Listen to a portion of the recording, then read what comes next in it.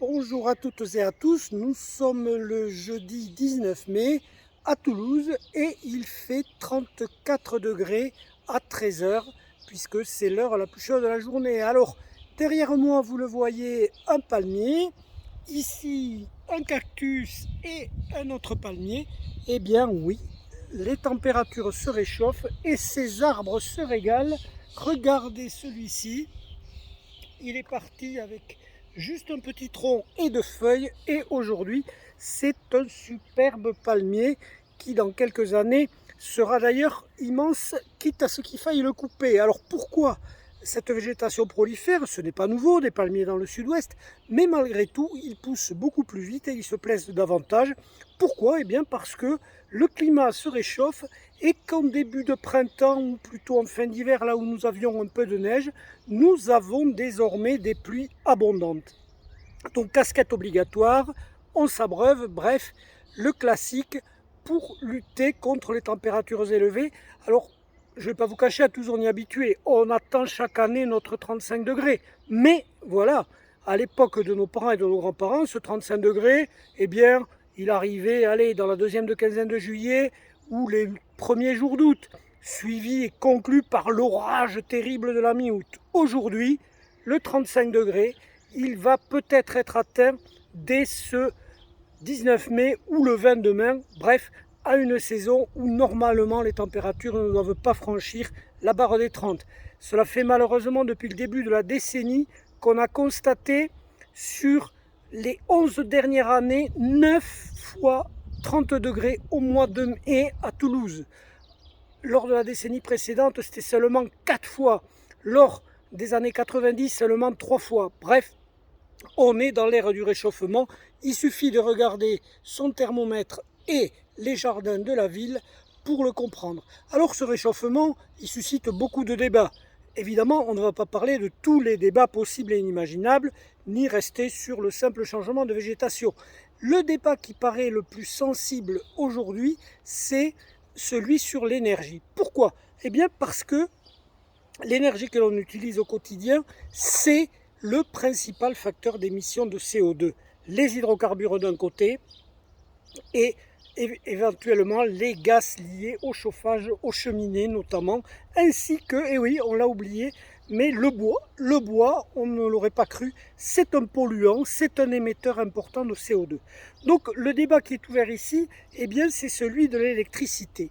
À Toulouse, nous sommes alimentés par la centrale nucléaire de Golfech, comme d'ailleurs la plupart des grandes villes françaises, à part en Bretagne et un peu en Provence-Alpes-Côte d'Azur, nous sommes adossés à un équipement nucléaire.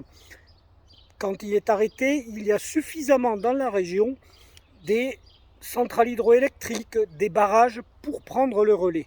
Alors, pourquoi cette réflexion purement locale? Eh bien, parce qu'on a peut-être trop tendance à penser l'énergie électricité au niveau mondial. Oui, c'est nécessaire. Oui, en effet, on ne se passera pas de réduire les émissions de CO2 pour l'ensemble de la planète. Mais les solutions locales, à y réfléchir de près, pourquoi ne pas en expérimenter davantage? Pourquoi ne pas imaginer, à l'échelle de la région Occitanie, ou de 2-3 départements, un plan d'énergie renouvelable sur 5 ans, acceptable, pas avec des éoliennes n'importe où.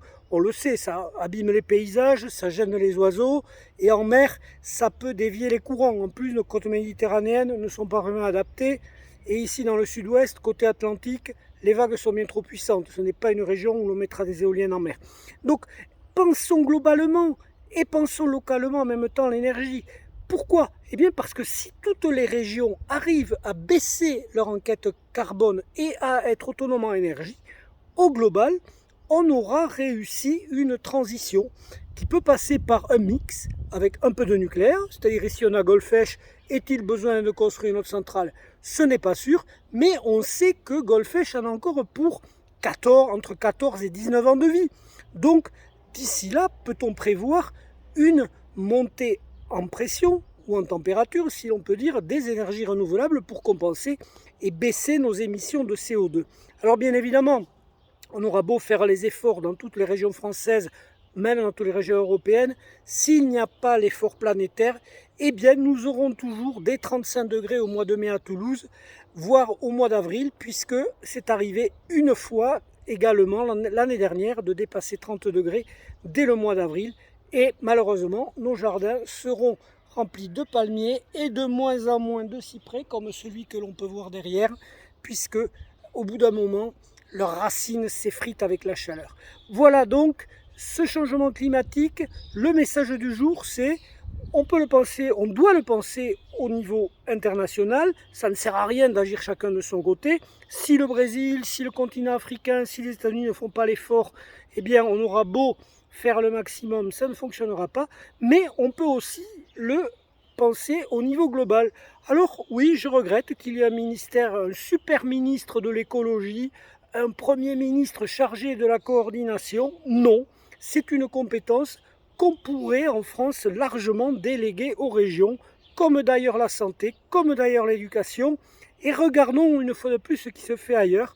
En Allemagne, ça fonctionne.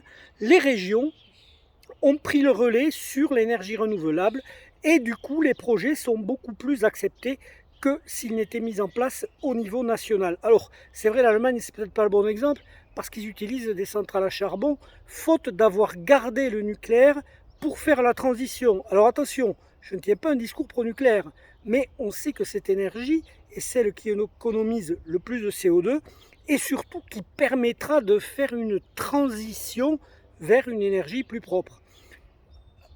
Dernier point, les écologistes et d'autres vont vous expliquer que la meilleure énergie est celle qu'on ne consomme pas. Oui, très bien, les économies d'énergie sont bien entendu indispensables. Mais attention, on ne va pas faire rouler davantage de trains sans produire plus d'électricité. Un TGV qui roule à 350 à l'heure entre Bordeaux et Paris, bientôt entre Toulouse et Paris, il faut l'espérer, et entre Lyon et Paris, eh bien il vous consomme plus à lui tout seul qu'une ville comme Carcassonne ou Béziers. Donc on ne fera pas d'économie d'énergie puisqu'on va développer le transport ferroviaire et on va développer l'économie numérique. Il est urgent de prévoir une énergie de transition qui peut être le nucléaire et une énergie durable qui doit être l'énergie renouvelable en s'assurant qu'elle puisse fonctionner en continu.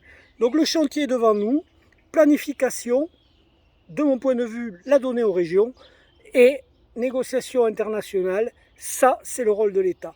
Donc une nouvelle répartition de l'énergie en même temps qu'une forme territoriale, c'est une piste pour le nouveau gouvernement. Voilà, bon après-midi à tous et restez à l'ombre.